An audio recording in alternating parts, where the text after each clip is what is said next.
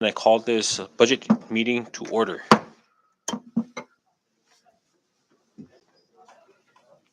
We do have 9 members present, and so that would constitute a quorum to conduct today's budget hearing. And to introduce the members of the committee present today, I'll start off with my far left. We have Representative Selena Babalta, Chair for JGO, Representative Christina Sablan, Chair for Health and Welfare, Representative Ed Probst, the Chair for Gaming. Joining me in the dais is Vice Chair Karina Magofna. I am Donald Manglonia, the Chair for Ways and Means, and to my far right, Representative Richard Lizama, Chair for PUTC, Representative Joel Camacho, representing Precinct 4, Chair for Commerce and Tourism, Representative Danita Yangtimay, uh, Representative Vicente Camacho, Chair for Federal and Foreign Affairs. Assisting the committee we have our legal counsel, Joe Claire Sablan, fiscal analyst, Thomas Rabago, our Sergeant at Arms, Benjamin Terlai, and IT, um, Jonathan Diaz. All right, good afternoon, members. Before we begin, can I get a motion on the adoption of today's agenda? All right, motion was made and seconded. All in favor, say aye. All opposed, say nay. Motion carries. At this time, we move on to the public comment portion of the agenda. If there's anyone from the public that wishes to make comments on the 2 agencies listed today, the floor is open.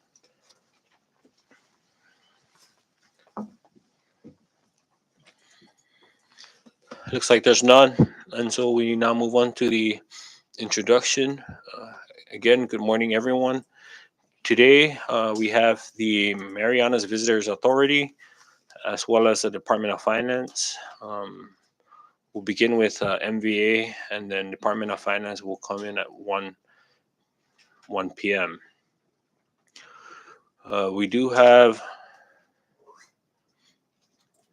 MVA before us, and if you had noticed on the budget proposal, they were not included in the proposed budget under the general fund. However,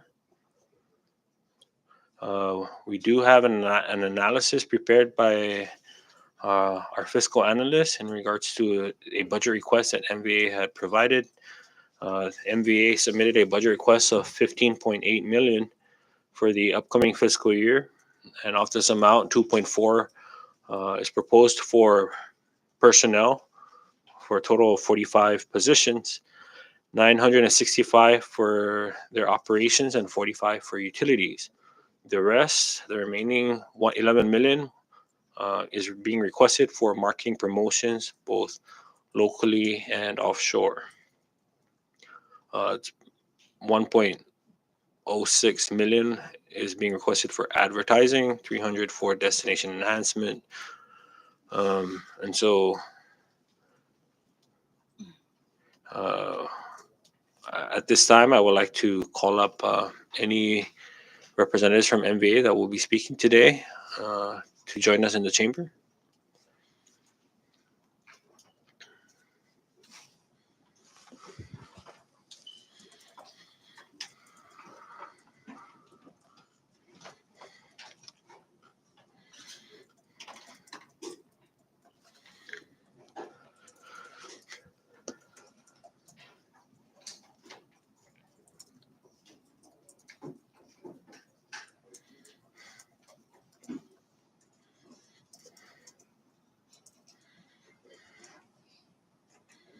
And I now hand the floor over to the managing director and her team to provide the committee with any remarks.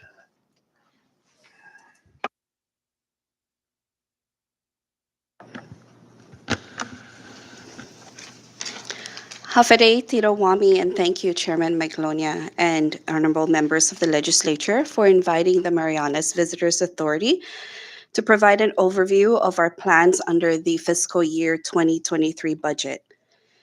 Today, we'll be providing you with an update on both current initiatives that will continue into the new fiscal year, including the Tourism Resumption Investment Plan, or TRIP, and new objectives and activities commencing fiscal year 2023.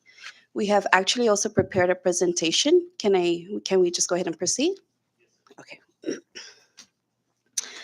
So, brief background: the MVA is a semi autonomous agency governed by 9 member board, with 5 members appointed by the governor and 4 members elected by our MVA members. Our current chair is Ms. Viola Alapuzo, and here you can see 8 divisions, which I will reference during my presentation. Historically, marketing and promotion of the Marianas has always comprised the largest part of our budget. Community projects handles our annual signature events and membership. Product development handles destination enhancement projects. To give a big picture perspective of changes in visitor arrivals year on year, here you can see it presented by month. In the fiscal year before COVID 19, FY 2019, in green, we received 425,000 visitors. In FY 2022, in blue, we receive about half of that number, 215,000 visitors. But most of those were in the early months before COVID 19 hit. In FY 2021, in orange, which we could barely see, only about 5,000 total visitors came to the Marianas. Through April of this fiscal year in yellow, we have already quadrupled last year's total arrivals with over 23,000 arrivals. In short, like the rest of the world, we still have a long way to go to full recovery, but we are in a solid position to make that recovery. For example, Guam just started receiving visitors from Korea in March. I'll start off with an update on TRIP, which was initiated last July to jumpstart our economy. Here you can see the gradual increase in both flights and visitor arrivals, from 0 flights in June before TRIP started to over 40 flights in the last month, with an increase projected into July. Since the beginning of TRIP, we have carefully and strategically modified, reduced, and most especially eliminated the incentives we started with, which were airline subsidies, hybrid quarantine, travel bucks, travel agency incentives, and PCR tests. One of these incentives, modified airline subsidies, is anticipated to end this month as we have gradually allowed organic market demand to take over. Thanks to the Tourism Resumption Investment Plan, we now have 5 airlines flying 12 flights a week from 2 cities in Korea. This includes 2 new airlines that have never flown to the Marianas before, Air Busan and Air Seoul. This month, we are expecting to receive over 7,500 visitors from Korea, our highest monthly arrival yet. Moving forward, factors that continue to influence arrivals from Korea are continued concerns about COVID related to the infection, the safety of our destination, entry requirements either here or returning to Korea, and testing and or quarantine support we offer. However, I am happy to say that we just got a report from our offshore office from Korea that as of today, the Korea government will be lifting some of the restrictions, which is the quarantine requirements for unvaccinated people and primarily children. Um, Also, the Korean Ministry of Land, Infrastructure and Transport, otherwise known as MOLIT, is limiting the available days airlines can operate during the week. Other destinations like Southeast Asia are opening with fewer COVID 19 restrictions or required documents. The fuel surcharge is higher, influencing higher airfares and package prices. But most importantly, one of the biggest returns the Marianas has received through TRIP is the unprecedented amount of media exposure and promotion of our destination throughout all of Korea via various channels. Because of the travel bubble, the Marianas has received exposure in virtually every major news outlet in the country. As we were the first of only 2 travel destinations endorsed by the Ministry of Land, Infrastructure, and Transport, the Marianas was also prominently featured in every travel agency on their home pages and in their collaterals. Immediately after the signing of the travel bubble, there was a strong uptick in search volume for overseas travels, even more so for Saipan. The dollar value of this coverage is virtually immeasurable and far beyond MBA's annual budget, even during pre COVID. For example, 340,000 articles about the travel bubble on Google and 500,000 articles on Naver. Naver is similar to Google. This does not include broadcast, print, and other coverages. This is an outcome of TRIP that we will continue to reap the benefits of for years to come.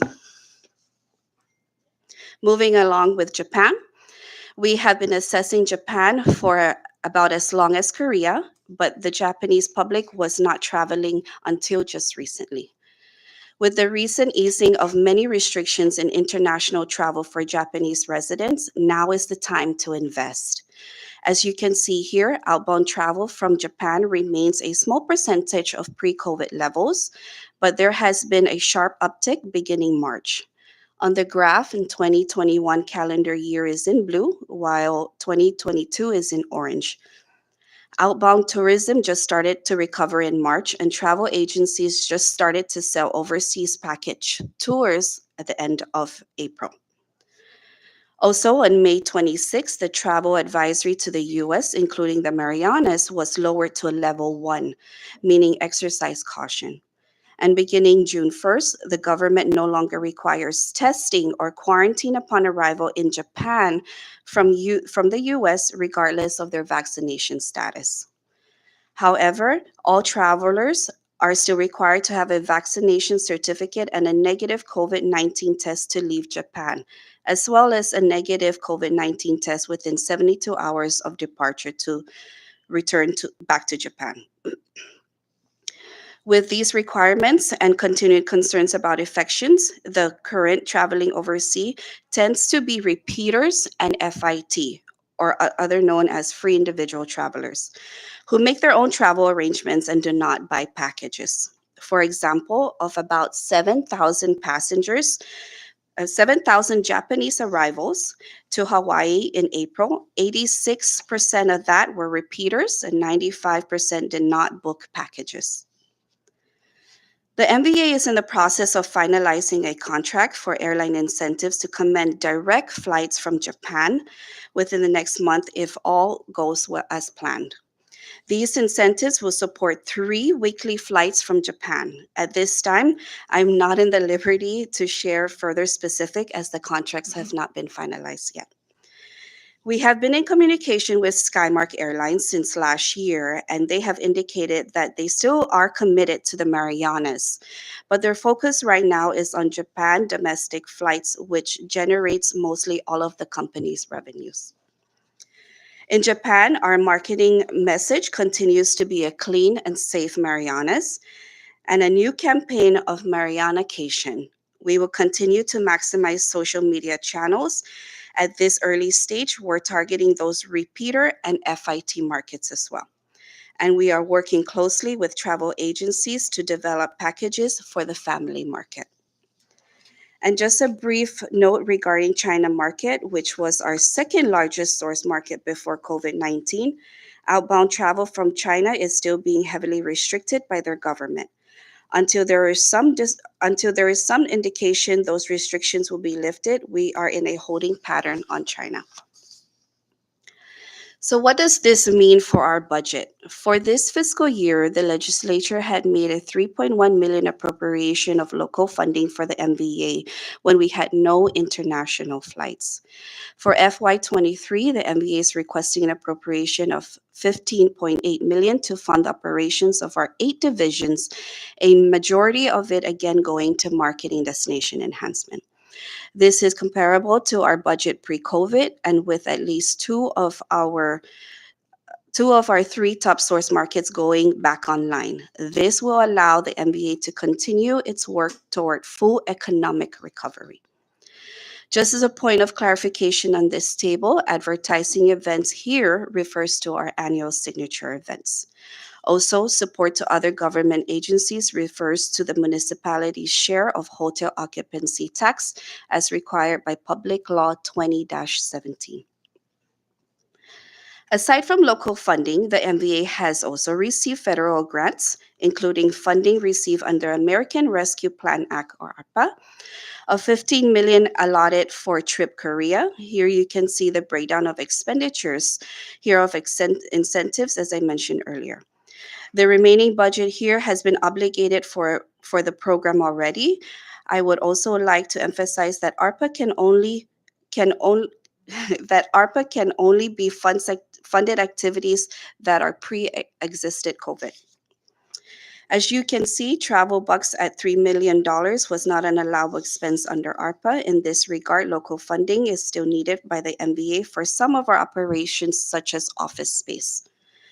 In addition, the tremendous exposure of Saipan Road and Tinian in Korea, another of TRIP's biggest achievements, has been substantial gains in actual visitors to those islands. Of about 6,600 TRIP visitors last year, over half of them visited more than one island. 7% visited all three islands, and 49% visited Saipan Tinian. The percentage of inter-island travel under trip was exceedingly higher than normal, primed by both longer length of stay of at least 7 days and especially travel bucks going back into each municipality. As you can see, flight schedule and cost to Rota remains a challenge. Here you can see a breakdown of how much was spent by visitors just in travel bucks on each island. This is over 3 million local funding that went directly back into local businesses on Saipan, Tinian, and Rota, creating jobs and revenue when we need it most. MVA also has 7.5 million in community development block grant for disaster recovery. We have clarified with the grantor that this funding can only be used for specific marketing activities we have identified 3 allowable areas this funding is applied to. We have just selected Geographics Incorporated of Japan to assist the Marianas in the development of a comprehensive global brand and related marketing strategies. This will engage all stakeholders, including the legislature and the community, in creating a clear identity for the Marianas that resonates with the worldwide travel community as a destination in our existing source markets and new ones. It will communicate our Marianas identity with a clear and effective message that can be used with residents, businesses, and visitors. After being suspended and then closed as a result of COVID 19, our offshore offices in Japan and Taiwan that provide representation, promotions, and public relations have been reopened under new RFPs. This is critical as we are reestablishing direct flights from Japan soon and have access to visitors from Taiwan via Seoul as well, as we cannot rely on Korea alone. The remainder of this grant will be used for other marketing programs. Of high priority are the major travel fairs starting again in our source markets. This is MVA's opportunity to gather with other destinations to meet with the thousands of travel partners, media, and members of the general public in just a few days. Our first such fair was 2 weeks ago at the military MWR Go Local Fair held at Andersen Air Force Base in Guam. We will also be attending Japan's largest annual travel fair, which is JATA, as well as Asia Dive Expo, DIMA, Pacific Asia Travel Association Travel Mart, and travel shows in Korea. More immediately, we will have a FAM tour from Japan this month and a Marianas seminar in July and in Korea in August. This funding expires January 2023. Although we did request for an extension, we are still waiting for a reply from HUD on our request of extension. I know I mentioned last year a federal grant from the Technical Assistance Program of the Office of Insular Affairs. We have hired a contractor to develop a new data collection and analysis system for our visitor arrivals. The new system will allow more efficient collection and analysis of data from the customs forms to help the MVA and all stakeholders using this information. As I've already shared the major details of our marketing plans, let me move on to another major undertaking for the MVA, which is community projects. This includes the organization of our annual signature events, such as the Taste of the Marianas, Saipan Marathon, Tinian Hot Pepper Festival. These events were created to attract visitors, add value to their stay in the Marianas, and attract media attention to our destination. We are anticipating most of these events to fully celebrated next fiscal year. There are also a number of organized events by other agencies that the MVA supports, such as the Tinian Fiesta Fishing Derby, Rota Gilita Chamorro Festival, Tasi to Table, and more. Another major responsibility the MVA has is product development, also known as destination enhancement. Despite a huge reduction in MVA's budget, improvements to many of our tourist sites have continued through the pandemic thanks to the public private partnership under the Governor's Council of Economic Advisors. Dozens of companies and organizations have pledged to the PPP program to adopt various sites for 5 years. The MVA serves as the government liaison on government permitting for these projects. This fiscal year, the PPP completed major improvements at Grotto. Internally, the MVA is addressing safety issues at Bird Island Lookout, which is expected to finish by this week. Also, the same as at Banzai Cliff, the railing repairs and painting. We recently completed repairing and weatherizing the wooden ramp at the Calavera Cave. And on Rhoda, we are in the process of replacing 400 balusters at the Chechon Bird Sanctuary. We've also conducted several projects at our office, the plant nursery, perimeter fences, and maintenance shed. On Tinian, with more military activity up north, we are opening new sites elsewhere. The Castizo Cave near Suicide Cliff actually has several caves there. It is also a World War II site.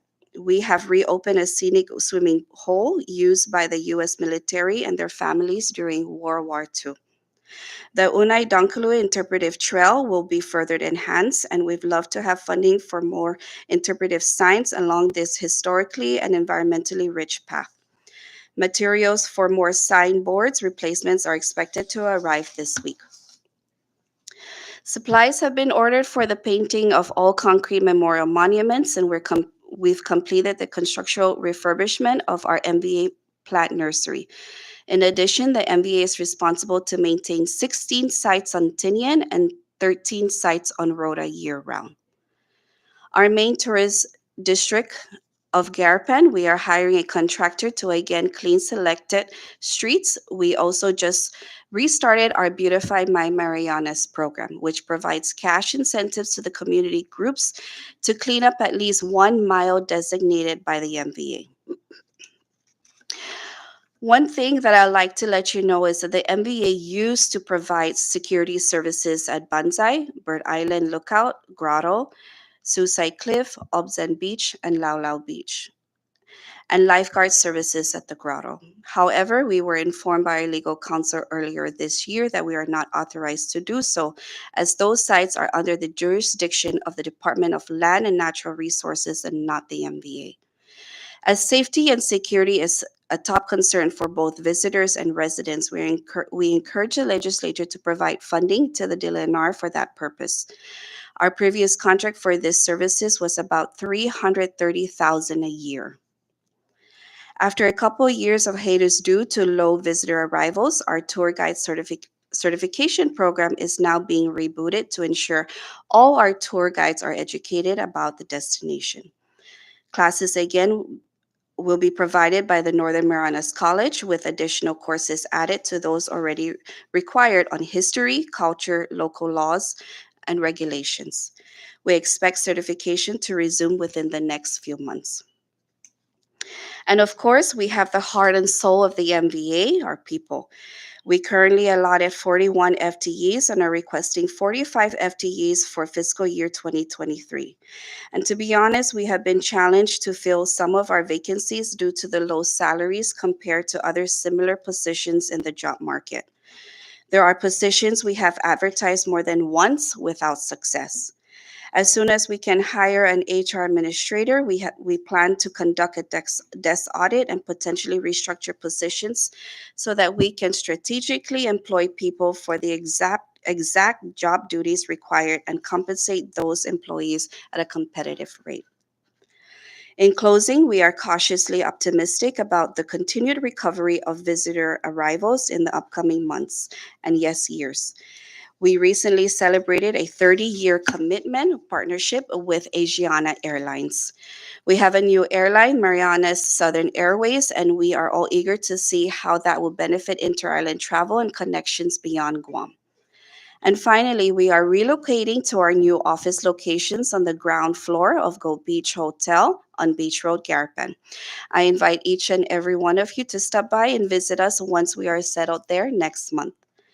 As always, please do not hesitate to contact us directly if you have any questions or concerns about the MVA or tourism. Your partnership is very important to us.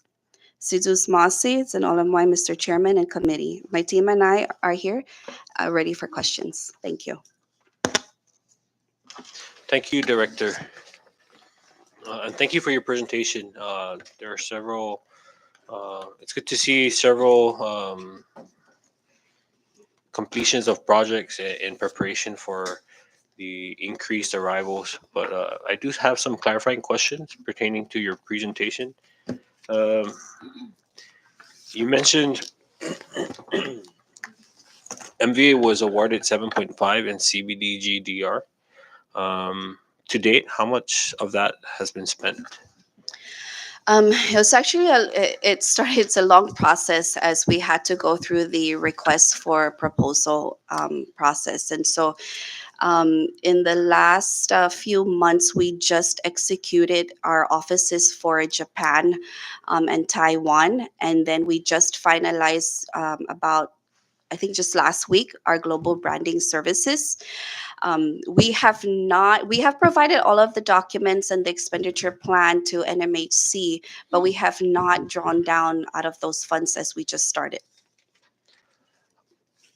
Are any of these funds um, set aside to cover some of the requests that you've submitted as part of that 15 million request? Are any of these promotional activities that you're proposing, would they be funded out of this 7.5? No. So the slide there is broken down, right? The global branding, the Japan, Taiwan offices, and then other marketing related. We wanted to also include some of the programs, for instance, the Hafaday Tito Pledge program, use some of these funds for travel shows and other promotional activities as well. So for what you've proposed in your budget for offshore promotions, these are not part of these offshore offices and marketing related activities. Um, So you, One of the reasons why we did not was because I mean, as of today, we have not received an approved extension on our request. And so we just wanted to make sure that just in case that it was not approved, we would not have an office beginning late January to the end of the fiscal year. okay.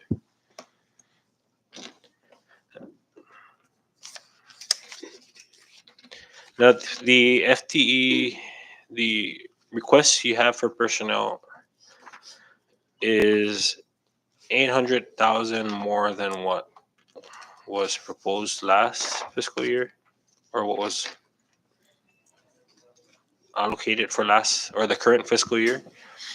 The increase of about 800,000, is that for raises, or is this what you were talking about, trying to make it more competitive, or is this just to fill positions?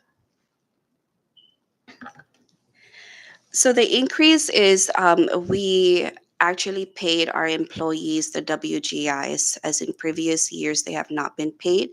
And so as of current, they've been paid or they're current with the WGIs, which is why the increase is there. Additionally, we did ask for 4 additional FTEs.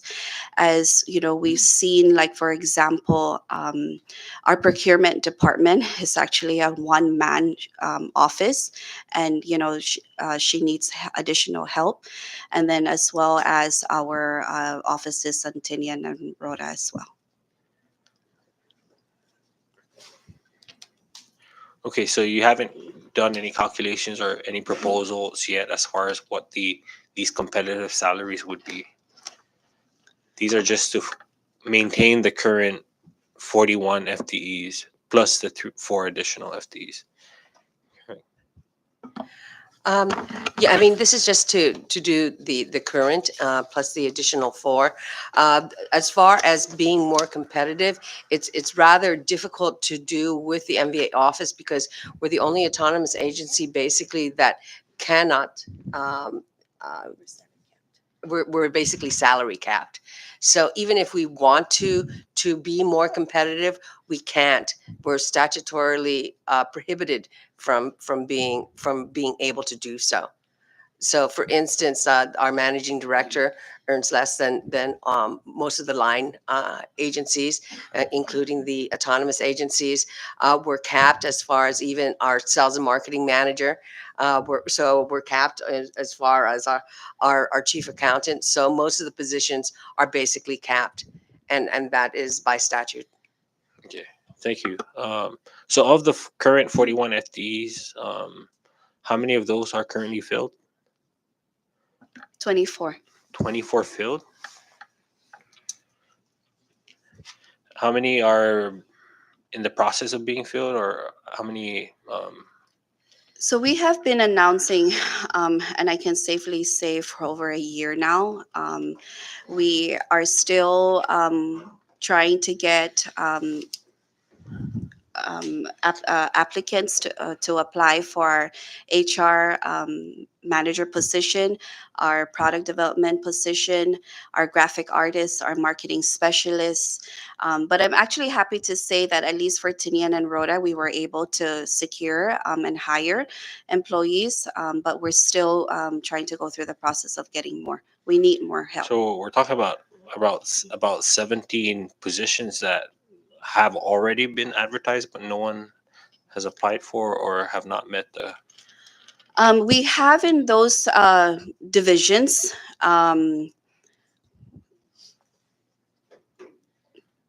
You want to share that?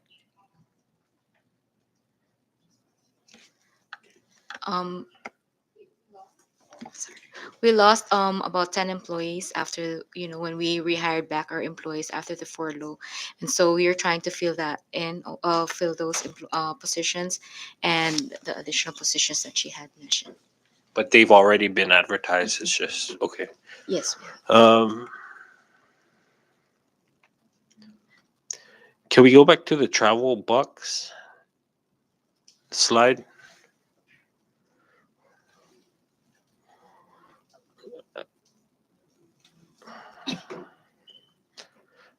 Where from you said this was taken out of local funding from MVA? The 3 million, the 3.1 million, all from local funds?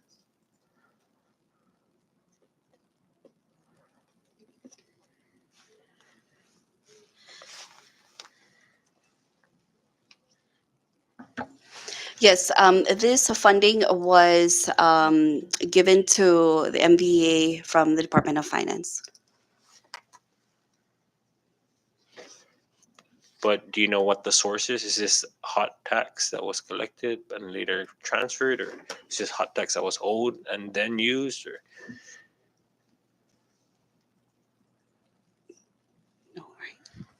No. Yeah, no, I'm not really too sure of which funding account, but it did not come from the hotel occupancy tax. and when was the last time MVA received any hotel occupancy tax? FY20. Has finance ever paid all prior to any suspension?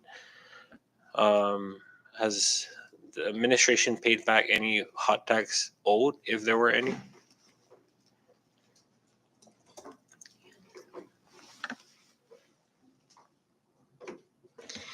Yes. The The end of September 30, 2020, we were owed them some 1 million, and that was remitted to us. Oh, I'm sorry, the end of September 30, 2021, and that was remitted in October. But we are still also in the process of reconciling with the Department of Finance record about that last balance.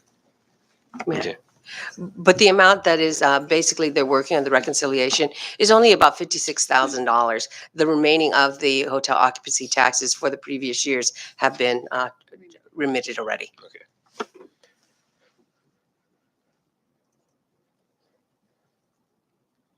All right. Thank you. At this time, I open the floor to the members, and I recognize the vice chair. Thank you, Chair, and welcome, MVA team.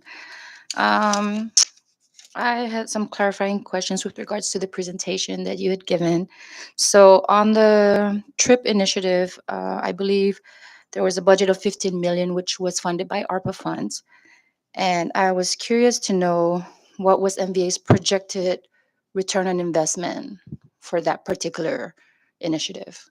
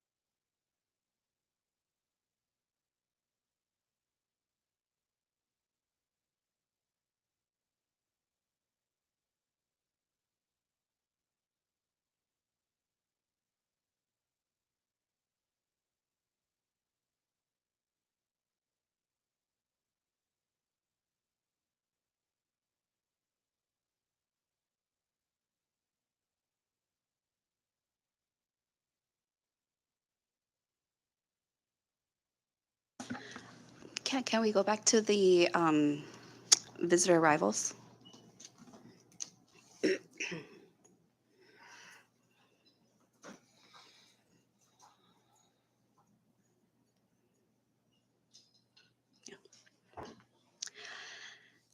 So, Madam Vice Chair, I want to say that the return on investment is the actual visitor arrivals, number one.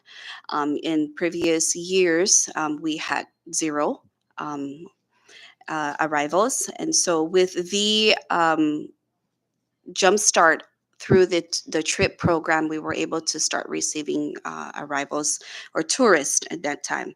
Additionally, we also gained two new air carriers, which is the Air Seoul and Air Busan. We were able, from zero international flights, we were able to get it up until 40 flights as well. And we hope that a lot of the businesses have also, not that we hope, but we actually conducted a survey, and we start off with the MVA membership. We reached out to all of them and asked them, how many of you have closed and have reopened or are going to open? And over 100 of them, out of about 160 that replied, have actually already mentioned that they are opened already for business. So in hopes the return for that is that they were able to, get hire employees or bring their employees back as well. Thank you for that clarification. And the reason why I'm asking is because although you have this slide up here which shows the actual arrivals, typically when you make an investment, you have a projected or an estimated, um, you know, uh, an estimated revenue of how much you think is going to be generated through the investment. So I wanted to do a comparative analysis as to what was projected versus what was actual. And so I wanted, that was my question. I wanted to know what exactly you guys projected to get out of the 15 million that you decided to invest into the TRIP initiative. Um, I can honestly say I don't have the exact numbers, and we can get back with our consultant as well in regards to those projected figures. But it was a difficult process because there's a lot of changes, right, with the travel entry requirements, having to also consult with our source markets and what their requirements are. And so I cannot give the numbers for now, and I would refer back to that if that's okay. Sure, that would be great. I think the where I was heading was to just kind of see whether or not the investment was, it paid off, and that was the reason why I was asking for that comparison. But the committee would really appreciate that if we could get those numbers. Moving on the presentation, you had also mentioned that 7% of the trip passengers visited all three islands. And I was curious to know, what does that translate in dollar figures? I mean, I understand that part of that we subsidized airlines, right, to bring those visitors into the CNMI. And I guess my curiosity is, how much did we actually spend bringing or subsidizing these trips to the CNMI, and how much? I mean, 7% is really, for me, that's like quite low. But I understand the conditions that we're in, with regards to the pandemic and stuff like that. But I'm just thinking, like, if we're going to spend that kind of money, um, how much did we spend in subsidizing those airlines, with the travel box, and how much did the CNMI actually realize out of that expense?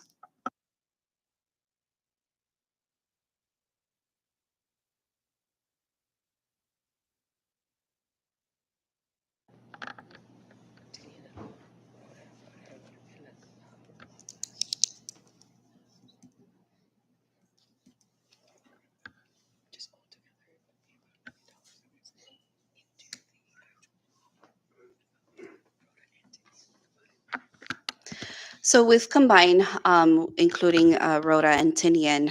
We kind of did a quick and dirty math. So it equates to almost $1 million that actually went into those islands as well. Great, that's great news. I'm sure the other islands needed the infusion of some revenue, so that was great to hear. And I actually wanted to add that, pre-COVID, not all of our tourists, had the opportunity to go to these islands, as the patterns are like, 3 nights, 4 days, 4 nights, 5 days. And this time around, it was at least 7 days. Some even were here more than 14. We've also had, more than 20 days, including repeaters as well. Okay. I was curious, for the travel box, what happens to those that didn't spend all of it or none of it? What happens to those funds? So with that, we actually had a tracking system. We were able to obtain information from the travel agency in whichever they had booked from. They would share with us like the number of days that they would be here, and so we would indicate it that the day that they leave, we would deactivate the card, and then the funds would be unloaded back to like the account. To the account where the money was dispensed out of. Yes. And so any unused funds would be used towards Will your, be given back. Will be given back to Department of Finance. the Department of Finance. Okay. Um, Also, you are requesting for an additional 4 FTEs. I'm not sure if I heard it, but what would those FTEs be?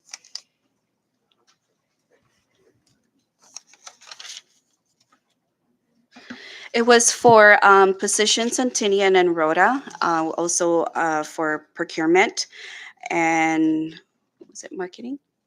Joe, marketing? Marketing. Okay. And out of the seven, so you have currently you have 41 FTEs, 24 are filled, and you have 17 vacant. I think the chair has kind of asked the question, but I was curious to find out what seems to be the challenge on filling those 17 FTEs. Again, with the loss of employees during furlough and then having to recall them back, some of them have moved relocated. Some of them found another job, and I think during that time, I mean, I can't confidently say, but it could be, a possible factor regarding PUA. There are some people who are receiving that benefit as well. And then, it could also be, the salary that, we were advertising. One of the things that was brought up to my attention, for example, was the graphic artist, which is a very, very critical position, and at 28,000 without benefits, we compare that to, that position elsewhere. It's really not the salary that is attractive. And so that's one position until today we haven't been able to fill as well. Thank you for that. I was curious to know, so with the 17 vacant FTEs, we're already 8 months into the fiscal year. What happens to those lapses that you weren't able to use your budget to fund those FTEs?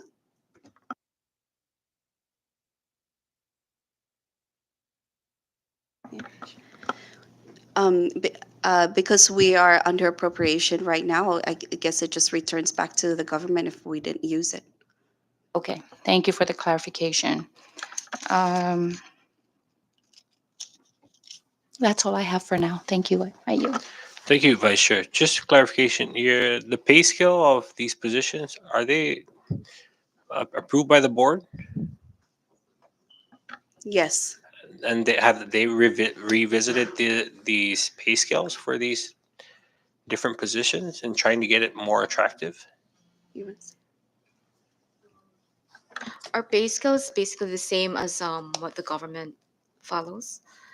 So we're in the process of trying to, um, maybe if I could chime in, that we're trying to reevaluate and do a desk audit and see if the positions and the pay scale that we have right now is comparable to the actual, you know, job that we are, Okay. within the tourism industry. Okay. So your plan is to do a desk audit.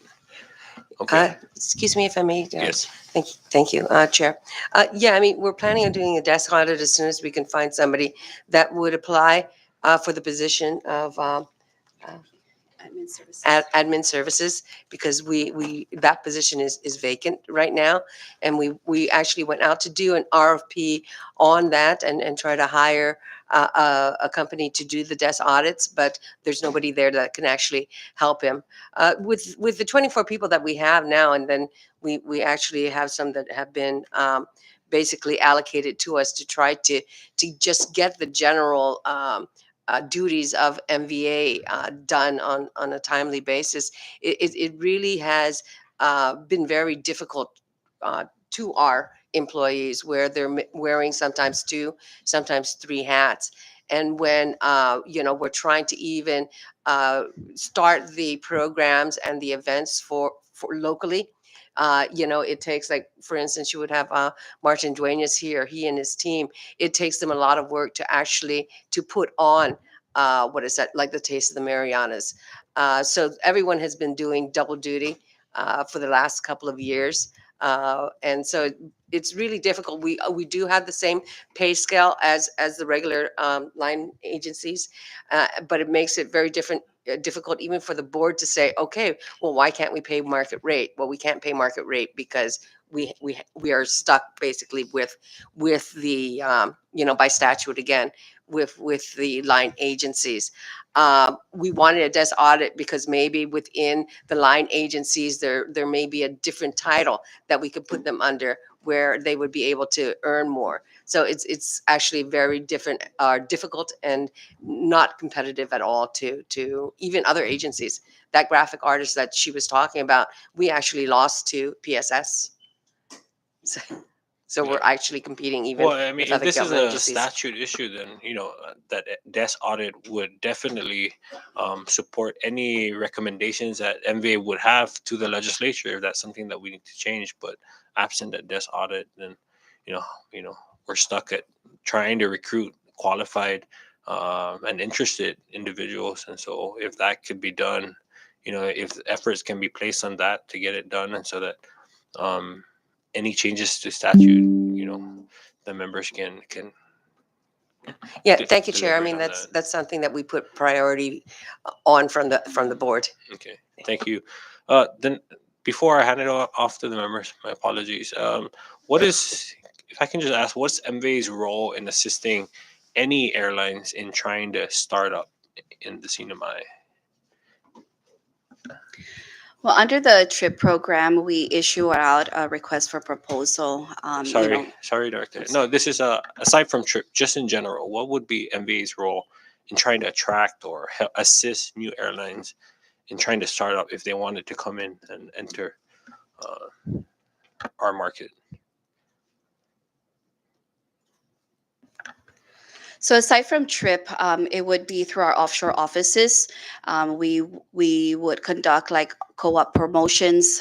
We would conduct marketing advertisements where both MVA and whichever travel agency or airline will come up with the program and split the costs and try to promote and attract through their web pages, or maybe possibly also lowering down their airfare cost, or um, promoting through other various media channels as well. Oh, I think there's a confusion here. So, say I don't think, I don't know if this would have anything to do with offshore offices, but say if an airline, a new airline in, or even Japan Airlines, if they wanted to come into the CNMI, what's MBA's role in trying to help and assist that airline in trying to get established here in the CNMI? Actually, there was only one occasion where we actually had the some of the funding, and that was back with SkyMart, where we had put together a program where it actually was tied to how many flights they had during the month. It was tied to the load factors, and that we would help them within a certain period of time to subsidize their promotions. But as far as with other airlines that want to come in and new airlines, mostly they ask cooperation from CPA. MVA really doesn't do anything as far as the funding other than promotions and marketing in order to encourage airlines to come in. And SkyMart, since I've been with MVA for the past 6 years, SkyMart was the only contract that we actually did after we left Delta. We had tried to go and encourage with CPA as far as with the airport fees and stuff, reduction of the airport fees in order to get more airlines to come in. But as far as a fiscal plan, other than SkyMart, we really don't participate in those. Okay, thank you. I mean, I heard during the presentation, MVA is assisting with permitting and all of this stuff, and the reason I asked is because, as you know, Star Marianas recently resumed flights between Rota and Guam, but the issue that we're facing is having CBP officer on Rota, and so I'm trying to figure out if MBA has any role, or can they assist in talking, meeting with CPA, or whether it be CPA or CBP, and what I was trying to get at is not only should we try to have daily flights from Guam, but these could be direct flights for tourists from Guam that has no intention, or maybe did not plan to come to the CNMI, but because Guam and Rota is, the proximity is would be much easier for a tourist from Guam to go to Rota than it would be for them to go to the Saipan.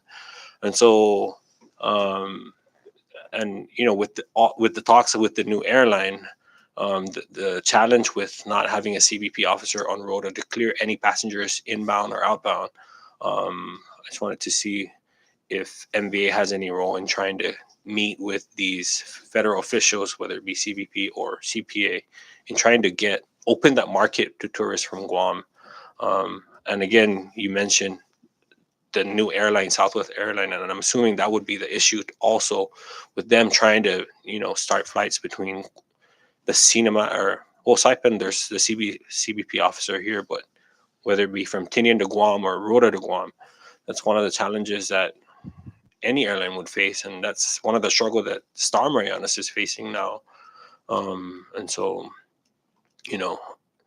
it may seem like just a regional carrier that will service our people trying to get to Guam, but we also have to look at the market and how we can bring, like you just mentioned, you had a promotion at the what's that, military base on Guam, and so Rhoda, again, with its proximity to Guam, that could be a destination that um, we can also promote to Guam for any visitors that didn't originally have intentions of visiting the Sinai. And so I hope that's something that you can also consider in trying to meet with the CPA or CBP and trying to open that door to tourists coming into the Sinai, and most particularly Tinian and Rhoda. Okay, but so is that something that you can consider? We'd appreciate that. But at this time, I believe Rep. Probst has a few questions. Thank you, Chairman, and thank you, Director, and to your team for coming in this morning. And we always appreciate your time. Um, I just wanted to. Uh, there's several questions I have, but I'll just stick to one focal point at this time. I recently went to Guam, not too long ago, maybe 2 or 3 months back, and it was amazing. We went and saw Tumon Bay, how much Guam has really focused during the pandemic on cleaning it up and beautifying it, and it's pristine. It's just spectacular. Um, and I spoke with, residents from Guam and everything, and people around the area.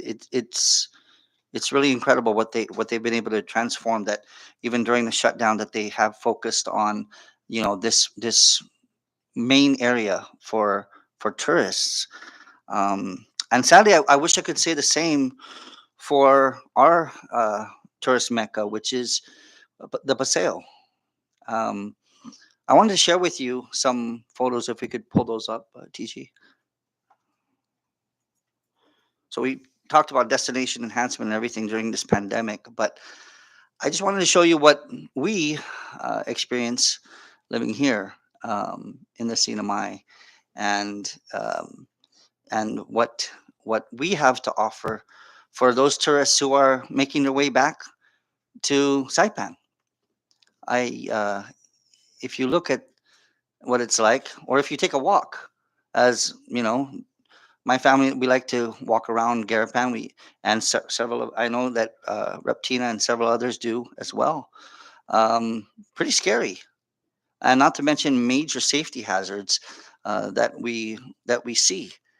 Um, and I'm not saying that this is entirely up to MVA. Obviously, it's not. This is driven by all of us, but most certainly that this this area, Garapan, should have been the greatest priority during this pandemic. I would think, and I'm not a it's not in my precinct. I'm not trying to place blame again. It's part of us all, but when we do look at it, it's just full of dangers for tourists that could easily step into that, or if you could go back to that first picture of that drainage that was that in dire need of replacement, that and several others. um, how has this not been a major focal point for MVA? Again, we are trying to sell a product, trying to bring in tourists, and then the tourists come and see things like this.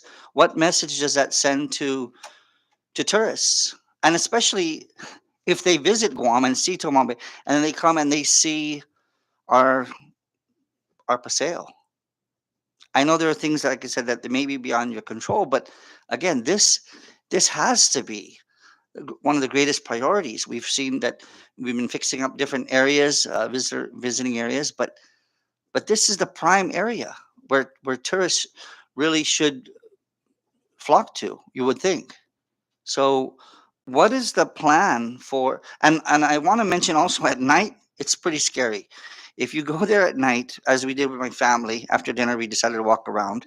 Uh, there are prostitutes in the area. How do you know they're prostitutes? Because we know. because even my kids notice that, and everything. There are, it's completely dark on the main thoroughfare of the Paseo. Um, it's just like I said, it's scary. Uh, I don't know if, and then of course we've heard of stabbings. We've seen it in the paper. Uh, Dark areas, very dark, and all this ARPA money that's been pouring in, and Garapan has been completely neglected. I just like to ask, what is your thoughts on this? Thank you. Yeah, thank you very much, Congressman. Um, the PDM was basically something that MVA, of course, has been looking at for many years. We were able, for about 3, 4 years, to actually put money away for the destination enhancement. We had put away $1.3 million basically for this project, but when we finally were able to do the RFP, it came to about 3.9 million, which we couldn't afford. So we tried to narrow it down. And then in comes a different organization, which is the Garapan Revitalization, who basically took this particular project over from us. And so right now this is not under our privy. Do we want to do something? Of course we want to do something, but we're not the driving agency for that. And that's not an excuse, that we're trying to make, because it's the same thing that we're having problems with Marpi. For instance, Marpi, you go there are tons of things, and we showed you some pictures of railings and stuff that are so dangerous. We went on a tour there to see what needs to be done and see what we can do immediately. And the problem is that there is nobody at the helm. Okay. We did, like the managing director said, we did pay for security. We did pay for was that lifeguards, and then the IG says we can't because it's not under our agency. So what we're doing now is that we're being helped by other agencies within the government, which is DOC, and we went up and we are replacing all the things that we can do. And this is only repairing, because then there's another problem. There's a problem with permitting. So if you want to do transformation, you have to put everything up to par. Okay, so you have to follow the ADA. You have to follow the Army Corps of Engineers. And so that takes not $1 million. You're talking about multiple millions of dollars. We didn't get ARPA funding to actually do destination enhancement. That's not something that we were able to do. We actually asked the AG's office, can we use some of this strip money and this ARPA funding to do destination enhancement? And our answer was no. Uh, th- Okay. yeah, thank you. I appreciate that. Well, somebody's asleep at the wheel, or at the helm here, and again, I mean, so it's somebody's responsibility. Somebody took it over. I don't know the details on that. I'm not in in the know, or the committee to know about this, but it's certainly something that needs to have a major discussion, and something that we need immediate answers to, as to if we're talking about all this optimism and we're bringing back these tourists, and this is the product we're selling, we have to focus on repeat tourists. I mean, I don't even have to lecture about that. We all understand the importance of it. Anyone that has ever owned a business understands the importance of repeat customers. It's the same thing as tourism. But how can we sell our destination after they see what looks like a cesspool? That's the truth. We want to say we are the gem of the Pacific. We are, come and see our beautiful Marianas, and then they come to Garapan and see that. I just feel that we must do better together. And then if there are impediments, if there's other things, then let's go to the governor and find out how can we get this done immediately. I think this is something that should be a top priority. Thank you.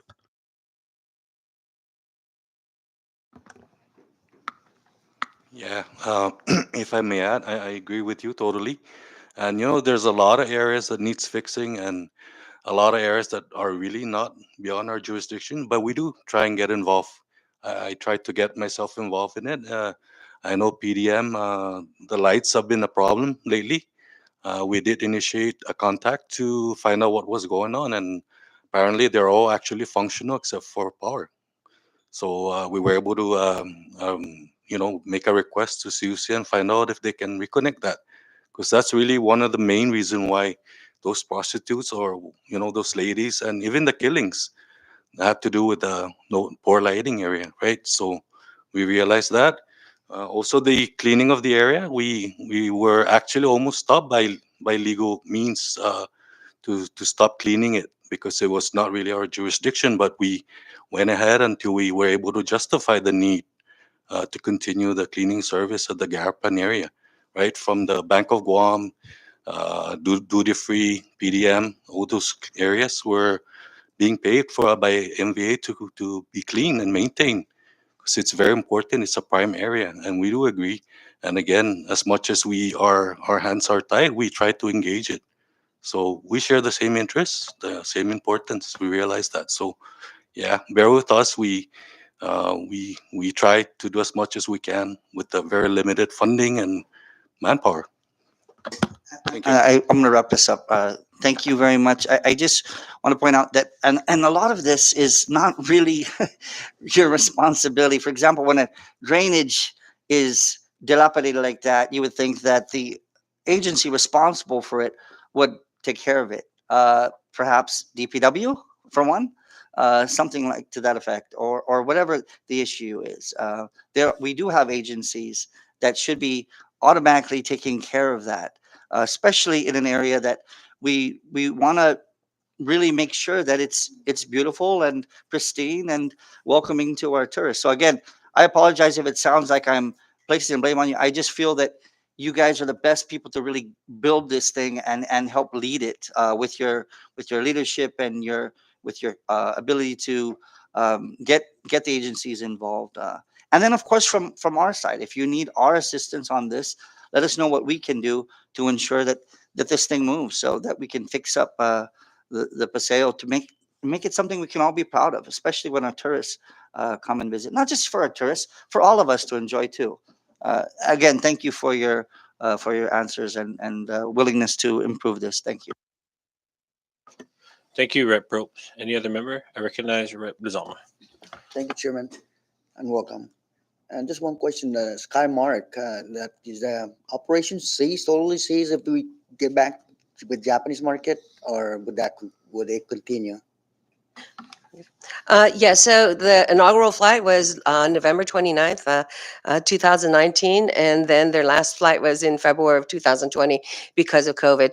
Now, the CNMI was their first of international flight.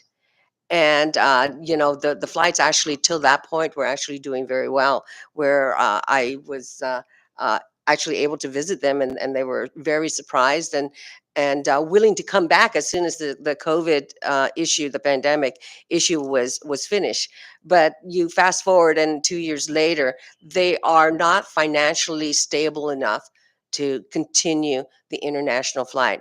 We did have meetings with them over the last couple of months, and they are very interested in actually coming back, but they're unable to do so. They have to focus on basically the business plan that they've had from the very beginning, which was domestic travel. So they are interested. We still consider them a partner, but the agreement that we had basically ceased in February of 2020. Thank you for that information. One more question. Security guard and the Banzai Cliff or so forth. The AG mentioned to you that it was not your jurisdiction. Um, who's the renter? Public land or land, natural lands is the owner, but who's the renter? And who should be providing? Aren't you the renter? I mean, I'm talking about having the tourists to go over there.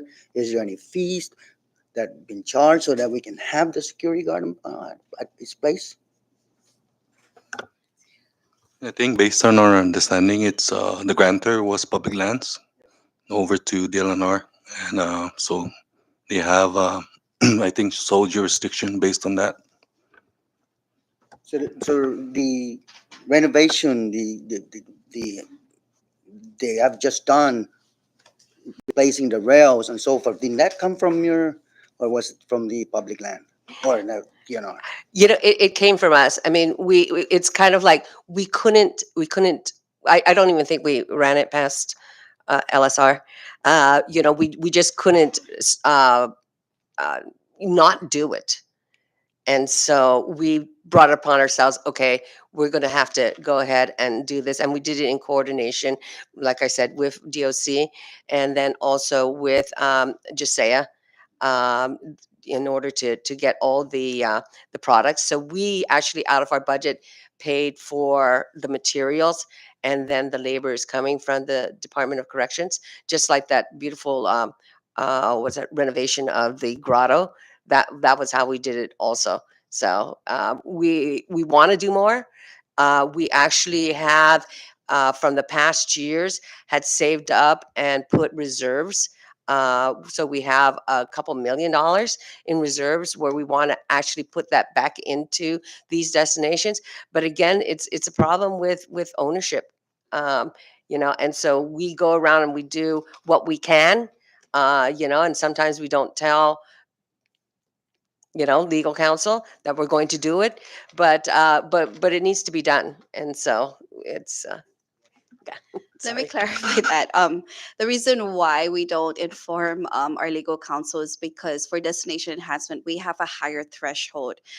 For example, $25,000.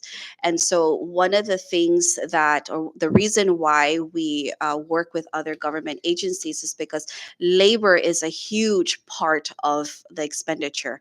And so, we were able to cut it. And that's why we did not go through our legal, because we were still within threshold.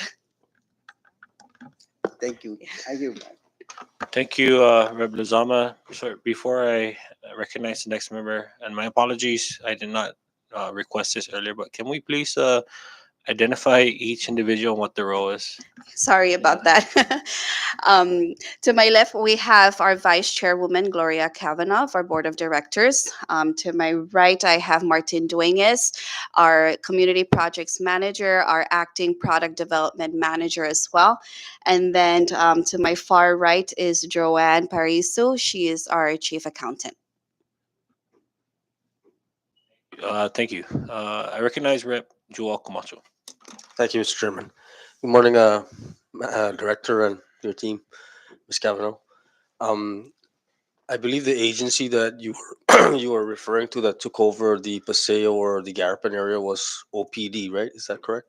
Yes, yes, Office OPD. of Planning and Development. Correct. So you did make mention about the Garapan revitalization project, which is most likely ongoing right now, right? Which is being executed. Is there do you guys work closely though with OPD?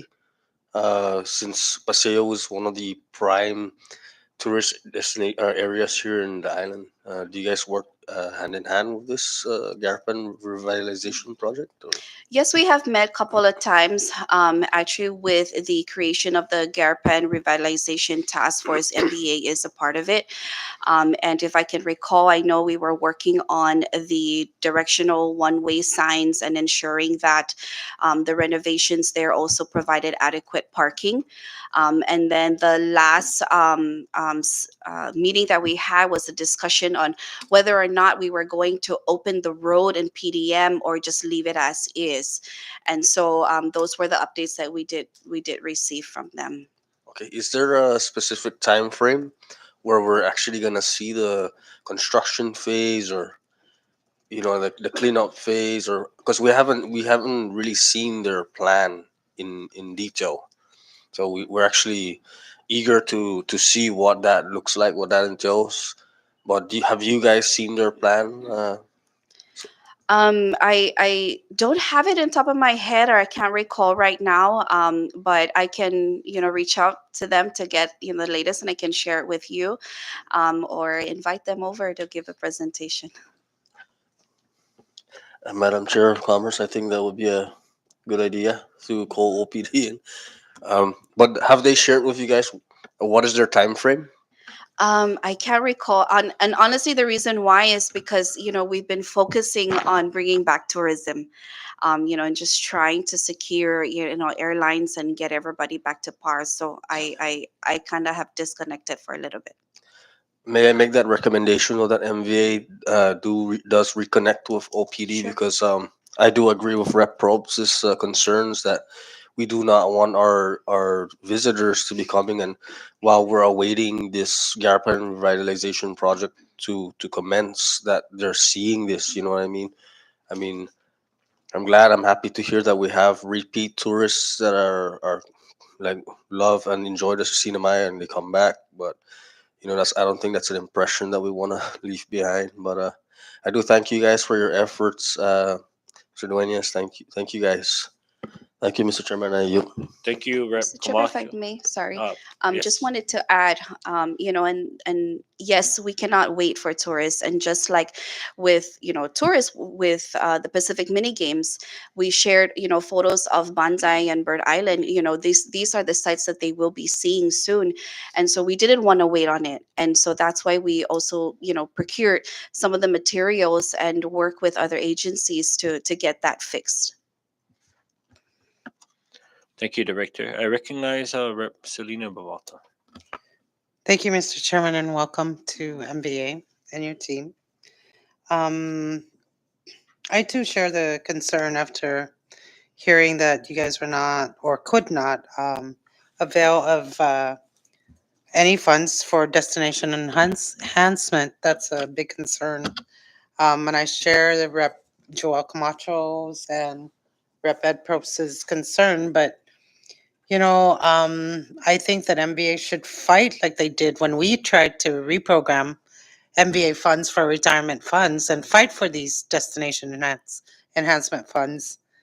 It is illogical for me. I can't wrap my head around it to spend 8 million in marketing efforts, and when tourists come here, we we leave that impression to them.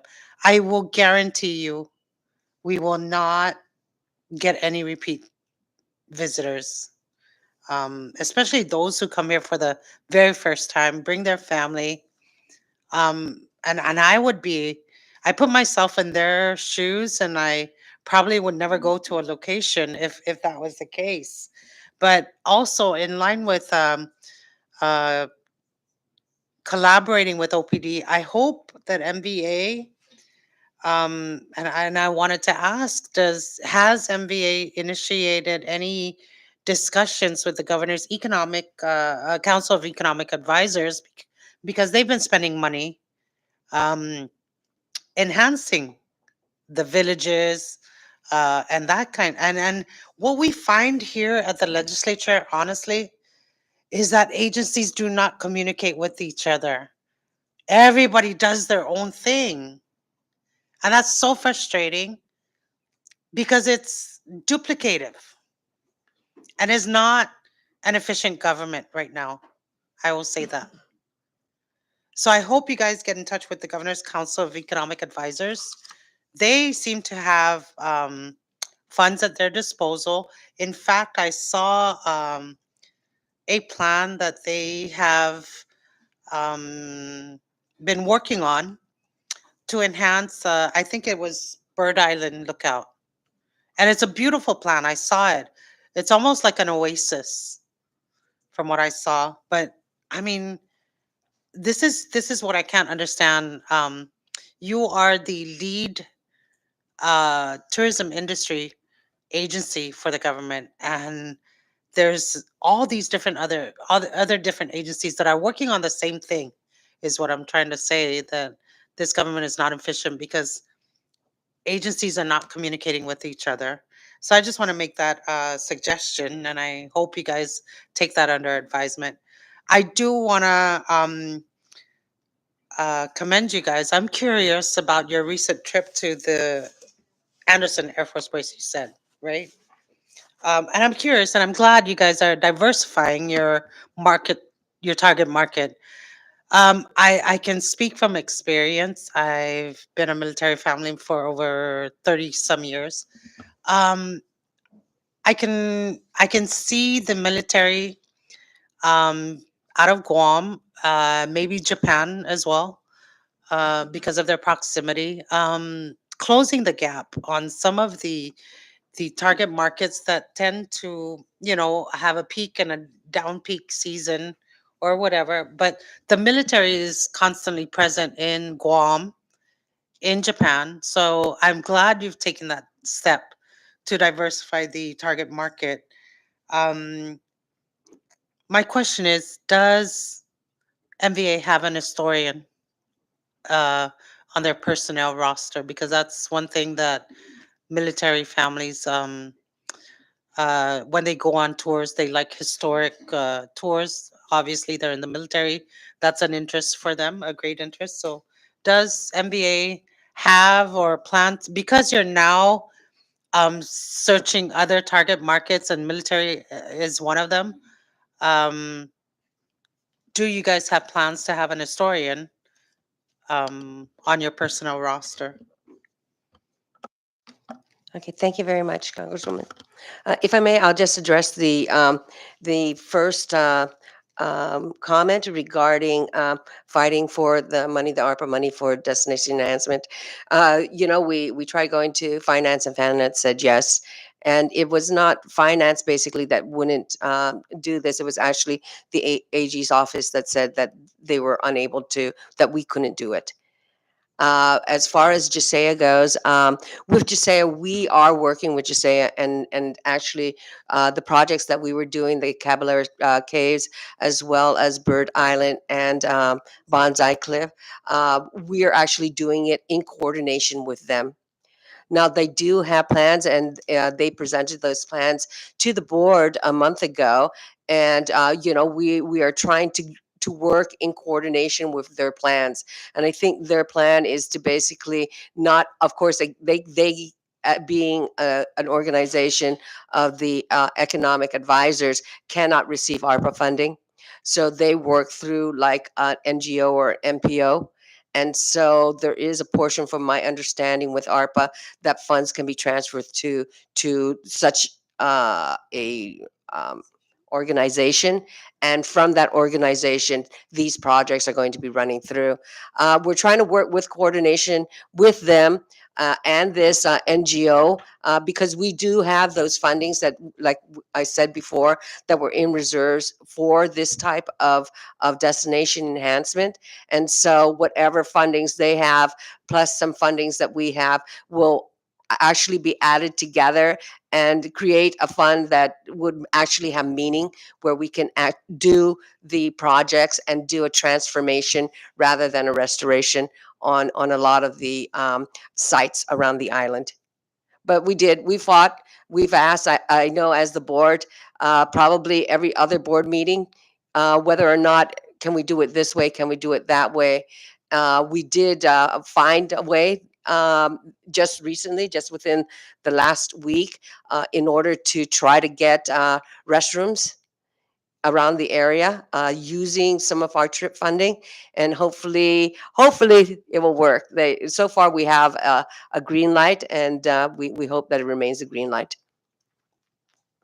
Thank you. And as to the military target, I hope you guys continue to pursue that, and I also hope you guys consider inviting members of the legislature. We have our tourism and commerce chairwoman sitting in this committee, so that's an option.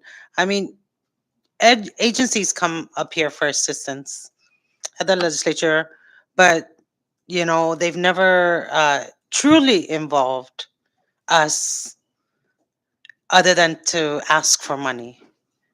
And we, as a Ways and Means Committee, would like to know how these funds are being used in detail, and we can assist each other in that particular way.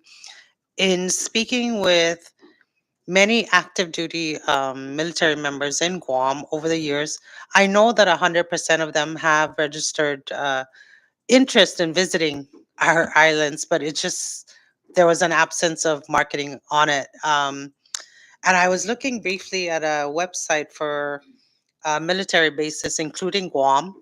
There are at least 12,000 active duty service members stationed in Guam. You multiply that by 4, and that is the target market you're looking at approximately, because of their family members. And I did a small, short, brief, simple calculation, and that amounts to about $1.6 million that we can um, hope to gain from them if we market it properly. I do suggest. I know you guys have mentioned the MWR, the Morale, Welfare, and Recreational Program from the military. I also suggest that when you guys do pursue that market seriously, that you include you have the request the military to include language in their military US, their general global websites to include islands like Saipan and also their ITT, their ticketing agencies. What happens is like they work as a subcontractor for tour tickets, tour packages, or concerts or whatever, and they offer a special rate. So that's something that you may want to negotiate with the airlines, with the military. But in looking at the website for the military, for different military bases, all it says is there are nearly 12,000 stationed in Guam. Uh, Guam's nearest neighbors are the other small islands in the Pacific Ocean. It doesn't name those islands. So maybe if we can start putting our name into these websites and including Air Force, Anderson Air Force Base and Guam Naval Base, they have their own websites. They have their own individual MWR ITT offices. So I think that's a start to start bringing in these uh, tourists, for military tourists, and also from the other closest base that I could think of is Japan, or Australia maybe is another market, because Hawaii is just too far, and Hawaii has enhanced their destination program, way advancing of the CNMI. But Guam and Japan are certainly reachable, and it's not outside of our reach as a tourism agency and tourist destination. So I highly suggest you explore those markets. Thank you. Thank you, Mr. Chairman. Thank you, Rep. Abalta. I recognize Rep. Can I- Yantamai. Sorry, Chairman, if can we Sure. respond? Okay. Please proceed. Okay. Thank you, Congresswoman, for that. Yes, I wanted to share that, the MVA has invested in the U.S. military market. We've actually also invested in the Stars and Stripes and other military magazines as well. But we'll definitely take your recommendation in regards to having our islands, our destinations included in their websites. I wanted to share a little bit about the MWR Go Local Fair. It was coordinated month. Um, um, there was over a little over 600 participants, and this was only at the Anderson Air Force Base. What's exciting is that the MWR had actually shared with us that they will be having a bigger show sometime in late July. They haven't finalized the schedule, and this is to include the Guam Naval Base as well. So it'll be a joint event. So we will be participating in that and can share more details with our chairwoman or everybody on here. Also, I wanted to share that with the global branding, this would really help us to identify the gaps and the certain areas that we're missing. And, a lot of research and analysis will be done, a lot of recommendations as far as our branding, our identity, and which areas are we really missing. So we hope that with this global branding services in place, we could capture all of that. Thank you. Thank you, Rep. Yantamai. Thank you, Chair, and welcome, team. I only have only three things. First of all, going back to the FTEs, the 17 vacant positions, are they like entry levels for the newly graduates, the 1 million graduates that just graduated? Oh, and yeah, Some maybe are, they we can do the have. historian Oh, part that Rep. oh, Selena yes. came up with. And another thing, um, the Garapan revitalization project. The team came here. We had a little meeting, so and they showed that really beautiful picture of what Garapan will become. I thought it was a secret, so I didn't want to tell anyone. But it was beautiful. So yes, and and then yes, I would like to be included on um your plan on the trips that you guys will be making, and I'm sure see Rep Selena will also want to go on the trips to Guam. Thank you. That's all. Thank you, Chair. May I? Yeah, I Um, believe she asked a question also, so you may address, right? The entry level and all of that. Yeah. Yes, with the entry level, we have, for instance, like the marketing specialist one. We have coordinator one. So those are some of the entry levels. And I actually did wanted to share that I did reach out to Dr. G of NMC because I do know that we work with their business department, Ms. Barbara Hunter, as she also has some of her students or projects work with tourism related. And so I've actually asked him if he could share, some information as far as capturing those college graduates in hopes that we can capture them and not other agencies or businesses. And then another thing that I wanted to share as far as the historian personnel, that's a good recommendation.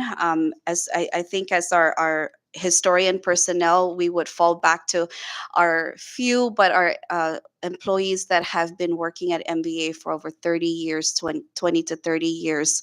But I do want to share that we have partners that conducts historical tours. We also have HBO that we can also assist and give them that information, because when it comes to the military as well, with the Civil Military Affairs Office, we actually have been working with them in various things, either doing arrival greetings, providing them the different optional tours, whether it's history or recreation. So we have done that. Thank you. I Yes. yield. Thank you, Rep. Kamai. I recognize Rep. Sablon.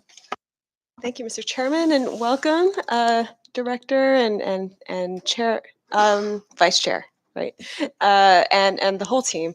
My first question, actually, I first wanted to thank you for the updates on Skymark's plans, and it is hopeful news that they are still committed to the Marianas, but it sounds like it will be some time before they can begin flights here. So I wanted to ask about other airlines and what the status is of the RFP for, was it trip incentives to resume flights from the Japan market? So the trip incentive, we actually issue out an RFP last month. This is to provide direct flights from Narita to Saipan. We were hoping to have this program run for at least a year. I cannot share who the selected proposer is because we haven't finalized the contract, but we are targeting August is when we're trying to get the flight to start. That's wonderful news. So there is already an airline that's been selected. Yes. So Okay. right now we are just at the signatory Okay. Stage. Got it. Yeah. Thank you for that. And my next question is, do your MVA, Tinian, and Rhoda offices avail of MOUs from the mayor's offices there? Can you maybe clarify what do you mean by MOUs? MOUs, like the staff, they're actually mayor staff, Oh. but that are delegated, I guess, to the MVA offices. Do you have any of those at this time? Yes, we have one from one in Tinian and one from Rhoda as well. Okay. Thank you. And then I was, like I think some of my colleagues here, also very concerned to hear that security services had to be stopped at our major tourist sites. And I wanted to ask if there has been any communication with DLNR, perhaps, about resuming services there, and what the status is of that. So what happened with that was actually MVA issued out an RFP. It was approved by our legal counsel. When it came to actually selecting a proposer, we went through the contract process and shared that with our legal counsel. Our legal counsel actually, came back and said, "I'm sorry, we cannot proceed. Number one is because MVA has no jurisdiction." So she provided an alternate route, was to have both legal counsels from MVA and DLNR to probably come up with a MOU or MOA. And how we would do that is that we would either give DLNR the funding and then have them, execute that part. Actually, our legal counsel ended up saying, "Sorry, we cannot again, because MVA is not, to be held liable should any accidentals or anything happen there." And then we tried and we said, "Look, we've been doing this for so many years. Why now?" You know what I mean? And, it's actually part of MVA's, duties and responsibilities to ensure the safety of our visitors who go to these sites. I would want to use, because I know Martin was handling that towards the end process. Was there anything else, or that it just died there? I think it just died there. Oh, that's really unfortunate. And I'm guessing DLNR hasn't yet taken steps then to, on its own, procure these services for the tourist sites, As of today, as far no. as you know. But Okay. I will follow up with them to see if there's anything that if they're working on anything. Okay. And this is your legal counsel from the AG's office that made this determination, Correct. that you don't have jurisdiction? Correct. Is this something that requires a legislative fix Yes. to specifically give you authority to Probably to manage security designate. Yeah. services? Okay. Thank you. And have you noticed any uptick in criminal activities at the tourist site since security services were suspended? Yeah. Not. I mean, for the Marpi sites, the tourist sites there, not that we, are aware of, except for the ones we mentioned at the PDM. Okay. Thank you. And so speaking of that, so some of the photos, TJ, if you could just pull, yeah, thank you. Just pull those up. Some of the photos that Rep. Probst was running us through were actually mine, photos that I took just walking around Garapan with my father and snapping pictures along the way. And I actually tripped in one of those open drainages while taking a photo. There's a bunch of open drainages like that, as well as these metal protrusions that are just sticking up out of the sidewalk. I understand one of the business owners in the Garapan area took it upon himself to shave down some of the sharp edges of these metal protrusions because he was worried that somebody might seriously injure themselves on those.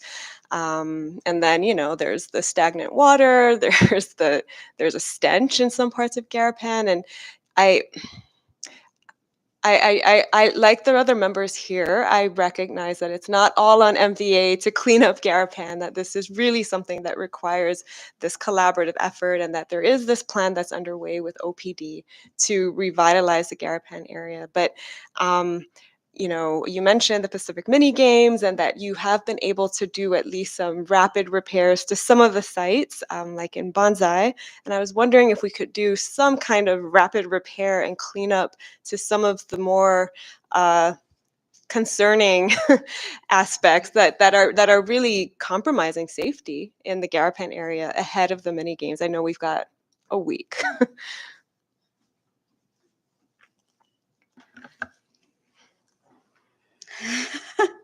The response to that, Congresswoman, is, we will work with the agencies who are designated. And I just got confirmation from our vice chair that she will support if funding is needed. And we will do these Band-Aid fixes for the safety of our people. Thank you. I really appreciate that. And then going to the repairs that you mentioned on Rhoda and Tinian,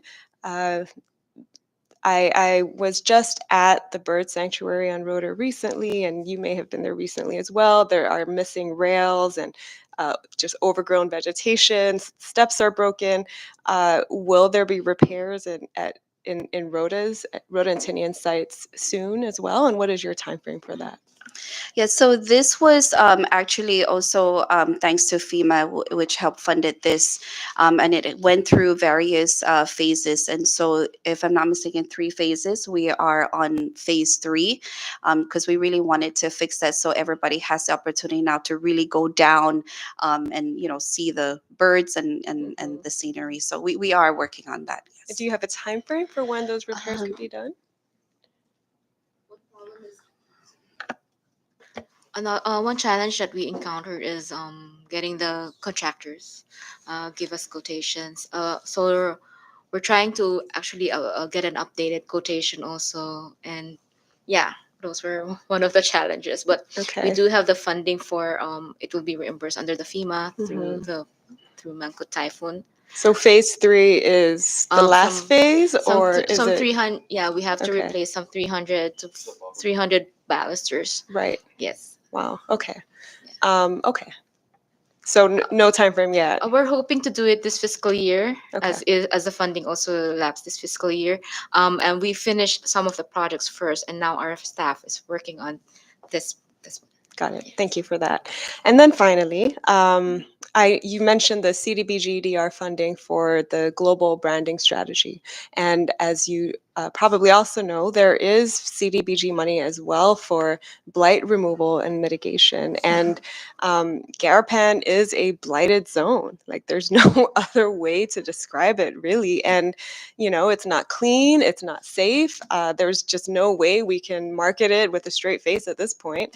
And I wanted to ask if you're working with NMHC and the administration to secure funding to really rehabilitate and transform blighted sites, including Garapan, but not just limited to Garapan, right? But for MVA's priority sites, are you looking at these other funding sources and working with these other agencies? Yes, when I was informed, I actually reached out to NMHC to see how can MVA qualify, just similar to the CDBGDR. Actually, with the CDBGDR, our initial submission was for destination enhancement to include Tinian and Rhoda, but we were informed that this didn't really, the broken railings and all that wasn't really all affected by the disaster. And so we're like, okay, then let's switch gears in regards to what else is another need for MVA. But we are in communication, and if we are, if we can and we're eligible, we would definitely apply. Okay, thank you. Yeah, in addition to the disaster recovery money, there is just regular CDBG money for blight mitigation. So maybe that's something to further explore as well. And just for your information, the members' information, I just got a message that dive shops are reporting robberies and burglaries since security services were removed, specifically from Lala, but perhaps from other sites. So, yeah. Thank you. I yield, Mr. Chairman. Thank you, Rep. Sablan. We'll start closing up, so I'll take 2 more. And the 2 gentlemen, we'll start off with Rep. Rizalma, then Rep. Camacho. Thank you, Chairman. Again, this is just a follow-up concern. I know the MBA focus in the tourism, but we have businesses that they are the backbone of the tourists. And so in Garapan area, and I want to see more involvement with the community to include you. Let's say, for example, the construction of the Fiesta Resort. We have people going down, there's tourists that will go down there and can't find parking because the parking has been taken by the construction workers, and they stay there whole day until their job is done.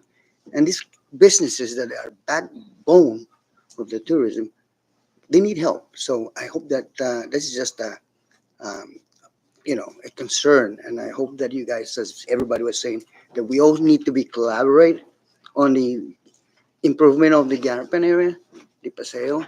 So that's one of the areas that is now in need to be recognized and be resolved. Thank you.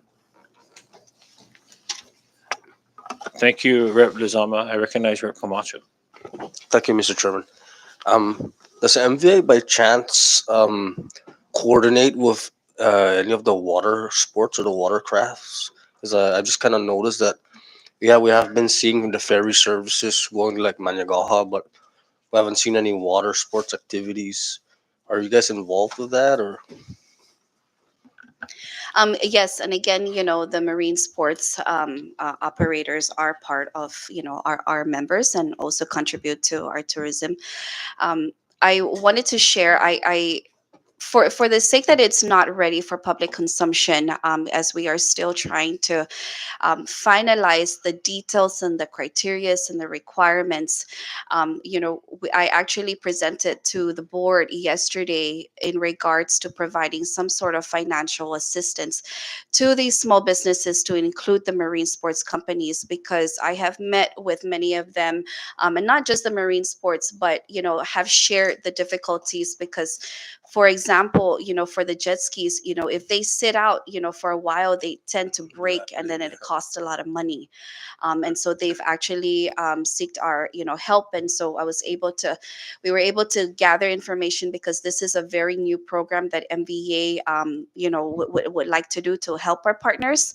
And again, it's just trying to finalize the details and the requirements, and ensure that we are in compliance to the ARPA funding that we will be using as well. I see. Last one, Mr. Chairman. A few months back, we met with the Secretary of Finance, and he did inform us that $15 million of the ARPA funding was allocated for the Korean travel bubble. Where are we at in terms of those fundings to date? Has that been fully expended? I think And they then, have a slide. Can we go back to the slide, please? Oh, that's include. Is there's that about inclusive of? 6.8 million left. I don't know what their plan is. That was one of the clarifying questions, but if that's something that you want to ask.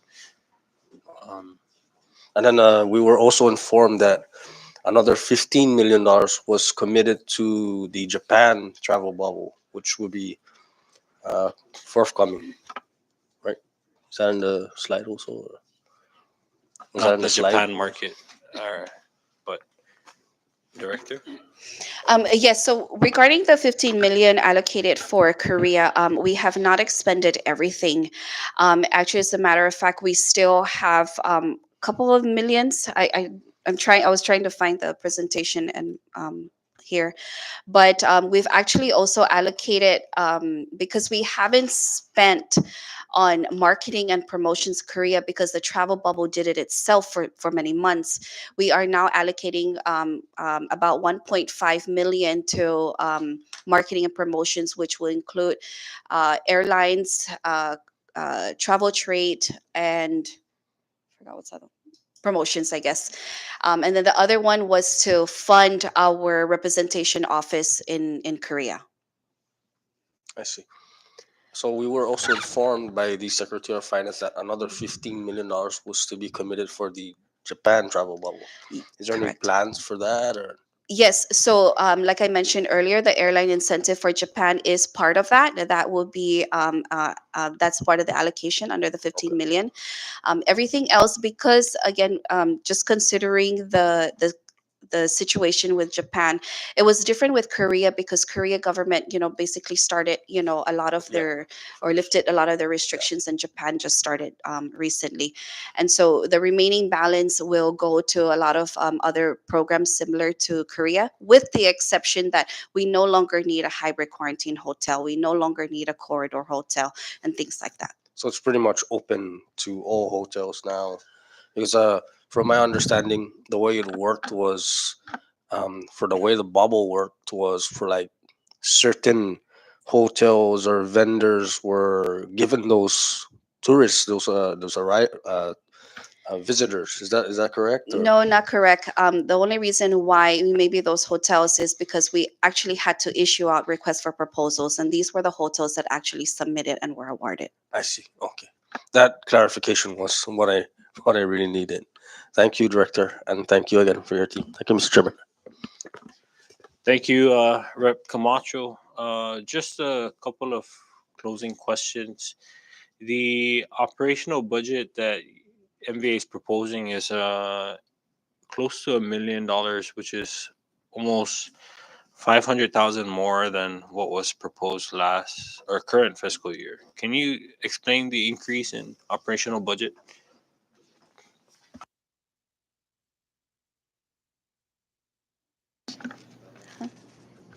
Um, Regarding the operational, number one, like I mentioned, we will be moving to a new office. So obviously, our rent cost now is not going to be the same beginning July. We also have, outdated equipment that we really need to replace. And this goes for, our offices in Tinian and Rhoda as well. Anything else? Yeah, communications, just moving communications to the new office.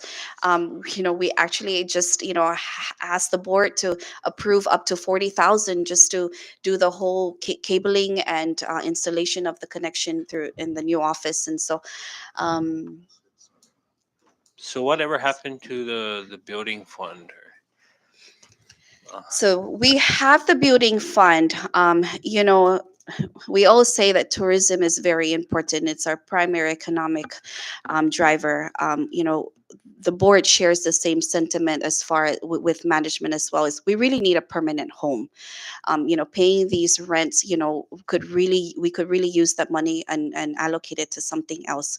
The building fund is still in reserves, and we hope to, right now we are in the process of working with DPL as advised by our legal counsel that we need to work with DPL and ensure that if there's no properties that's available to be deeded to or assigned to MVA, then we can go the route of actually leasing or buying property. So that's our goal, is to really have a permanent home. Okay, thank you for clarifying. While MVA wasn't included in the initial proposed budget, we are anticipating a revised budget. Have you met with OMB or the administration as to how much they are anticipating on proposing for MVA? I have been in communication with both OMB and finance, and they are well aware of our original submission, obviously, and they mentioned that they will work with us and share with us what they planned on submitting. So you don't have any figures from them at this time? As of this time, no. Thank you. I recognize the vice chair. Thank you, Chair. So MVA will be moving to a new office space next month, correct? Okay. Was there an increase or decrease in changing rents? Huge increase. Huge increase. Yes. And so is that huge increase reflected in the proposed budget submission for 180K? Yes. Okay. Can you share with us how much of an increase? Currently, we pay about 4,500. The new location will cost 13 13,500. That is a significant increase. Yes. Yeah, we went through 3 RFPs. And that's why it's so important for us to keep that building fund, is because we really need a building. So we went through 3 times RFP. We canceled the 2 until finally we cannot stay in the building that we were in because it reverted back to the original landowners, and there are 13 of them. And so we're in the same problem that Latte Built is, and then Atkins Kroll is. And we already have stretched the approval from our legal counsel to stay there. And she said, basically, you got to get out of there because there is actually no lease. Okay. Are you able to give us a breakdown of all the office rentals for each location or each island, including overseas? Regarding Tinian and Rhoda, there's no office rental. That's just for Saipan. For our offshore, it's kind of like um, lumped together as part of the representation and public relations contract. Okay. I was just curious, what is your average monthly utilities?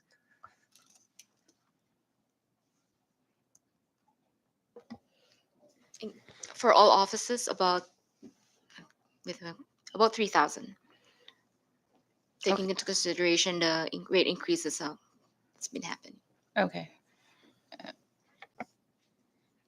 Okay, so that the 45,000 that you are requesting in your initial original budget submission to the governor is sufficient. Yes, we factored in possible rate increases. Got it. Okay, and that's pretty much okay. Thank you. Um, on behalf of the committee, we'd like to express our appreciation to you, Director, Vice Chair, and to your team that are here today. While we have not seen any proposal by the administration on how they will respond to your request, this was just to start off by seeing what the true needs of the MVA, I guess MVA's true needs, and therefore, when we do get the revised budget, if there are any significant changes to what you've requested and what's being proposed, we may call you back in and just to get clarification, further clarification on how the governor's proposal will affect MVA. But at this time, again, thank you for coming in and sharing some of the updates from MVA as well as uh, answering questions in regards to your agency's needs. And so at this time, we will excuse MVA. And again, thank you for coming in. And members, we will recess until 1 p.m. Because we have the Department of Finance coming in then. And so, short recess.